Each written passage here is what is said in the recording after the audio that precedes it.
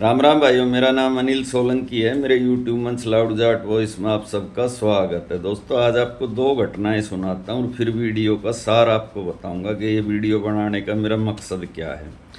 एक 2023 की घटना आपको याद दिलाता हूँ। उस टाइम उपराष्ट्रपति होते थे जगदीप धनखड़, और जो उपराष्ट्रपति होता है वो राज्यसभा का पदेन सभापति होता है, यानी जो रोल लोकसभा में स्पीकर का है वो रोल इसमें राज्यसभा में उपराष्ट्रपति का होता है।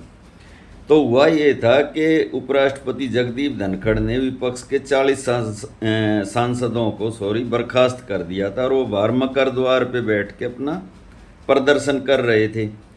तो टीएमसी के एक सांसद हैं डेरेक ओब्रायन, उन्होंने जगदीप धनखड़ की मिमिक्री कर दी, यानी नकल कढ़ा दिया और चिड़ कढ़ा दी।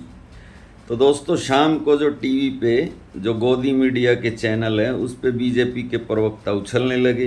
उस टाइम एक प्रवक्ता होते थे संबित पात्रा। संबित पात्रा ने ये बोला कि ये देश और ये भारतीय जनता पार्टी की सरकार जाटों का अपमान नहीं सहेगी। जगदीप धनखड़ का अपमान मतलब पूरे जाट समाज का अपमान।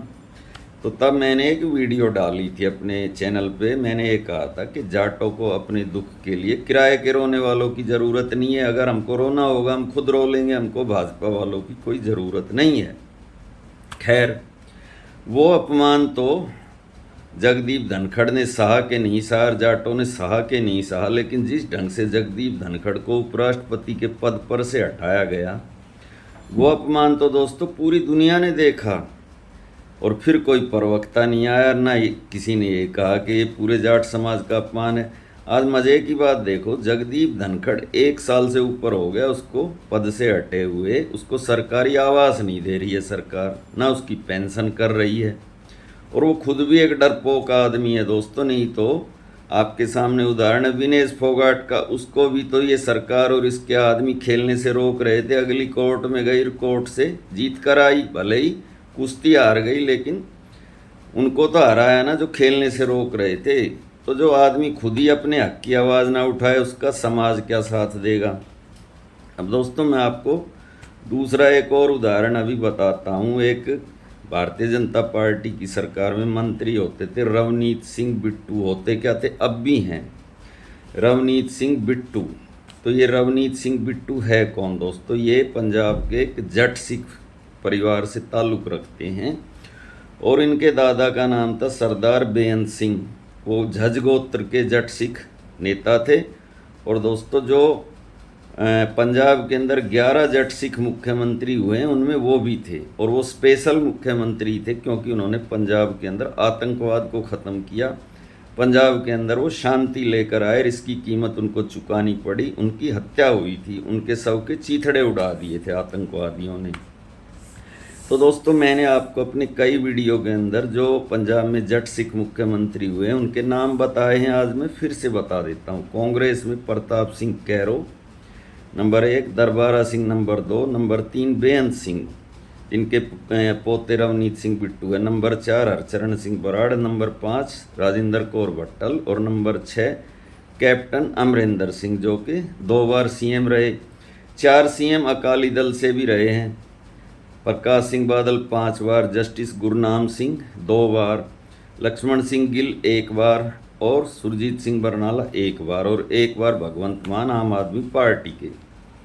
तो दोस्तों, आज बात करते हैं रवनीत सिंह बिट्टू की। रवनीत सिंह बिट्टू को 3 बार कांग्रेस पार्टी ने सांसद बनवाया। 1 बार आनंदपुर साहब से, 2 बार लुधियाने से। अब उनको अचानक से बीजेपी अच्छी लगने लगी। कांग्रेस में उनको लाखों बुराइयां नज़र आने लगी और वो बीजेपी में शामिल हो गए। लुधियाने से चुनाव लड़ा और हार गए। हारने के बाद में उसको बीजेपी ने राजस्थान से राज्यसभा का सदस्य बनाकर केंद्र में मंत्री बना दिया। तो लगा कि इनका राजनीतिक पुनर्वास हो गया। लेकिन अभी 1.5 साल की राज्यसभा उनको दी थी किसी की झूठन, यानी कोई 1.5 साल के लिए कोई बीच में छोड़ के राज्यसभा चला गया था, वो चुनाव लड़वा के इनको राज्यसभा में भेज दिया और मंत्री बना दिया, और अब इनका टिकट काट दिया। यानी अब ये राज्यसभा के मेंबर ही नहीं रहेंगे तो मंत्री कैसे रहेंगे? यानी इनकी राजनीति खत्म, इनका राजनीतिक कैरियर खत्म। वो एक पुरानी फिल्म में गाना था ना, सारी उम्र में इस जीवन की दौड़ में भागा दौड़ा, अब किस काम का गोली मारो, बूढ़ा हो गया घोड़ा। यानी बीजेपी के लिए जो घोड़ा बूढ़ा हो जाए उसको गोली मार देती, उसका राजनीतिक कैरियर ख़त्म कर देती है दोस्तों। तो इस रवनीत सिंह बिट्टू का जिक्र मैं इसलिए कर रहा था कि इसको राहुल गांधी ने आज से 3-4 महीने पहले जो संसद है उसके मकर द्वार पे गद्दार दोस्त बोल दिया था। तो बड़ा गुस्सा हुए थे हमारे देश के प्रधानमंत्री नरेंद्र मोदी जी, और उन्होंने ये कहा था कि ये पूरी सिख कौम का अपमान है। लेकिन अब कौन सा अपमान है? जो आदमी अच्छा भला कांग्रेस के अंदर 3 बार का सांसद था, उसको आप बीजेपी में लाए, उसको 1.5 साल के लिए राज्यसभा दे के मंत्री बना के और अब घर बिठा दिया। अब ना वो कांग्रेस में जाने लायक रहा और ना ही वो भाजपा में रहने के लायक रहा। तो दोस्तों ऐसे बीजेपी ने 2014 से 2026 यानी 12 साल में 9-10 नेता हैं जिनका कैरियर ख़राब किया है। जो जाट नेता हैं, बीजेपी ने दोस्तों जैसे कसम खा ली है कि उत्तर भारत की जाट राजनीति को जड़ से पाड़ के फेंक देंगे, ख़त्म कर देंगे, कोई नेता ही नहीं बचेगा। इसलिए जो नेता बचे हुए हैं दोस्तों, उनको भी बीजेपी के नज़दीक लगने से पहले सावधान रहना चाहिए कि अगला निशाना कहीं वो तो नहीं बनने वाले हैं। दोस्तों हरियाणा का उदाहरण देखो, सबसे बड़ा इस चीज़ का उदाहरण है दुष्यंत चौटाला। दुष्यंत चौटाला दोस्तों वो आदमी है जिस आदमी ने दुष्यंत चौटाला दोस्तों वो आदमी है जिस आदमी ने जब वो अलग पार्टी बनाई अपने दादा से गद्दारी करके जेजेपी, तो जेजेपी पार्टी को लोगों ने 10 विधानसभा की सीटें दी थी। अब दोस्तों 10 विधानसभा की सीटें आने के बाद दुष्यंत चौटाला के सामने 2 रास्ते थे। एक रास्ता था सड़क का, एक रास्ता था सत्ता का। तो दुष्यंत चौटाला ने सड़क का रास्ता ना चुन के सत्ता का रास्ता चुना।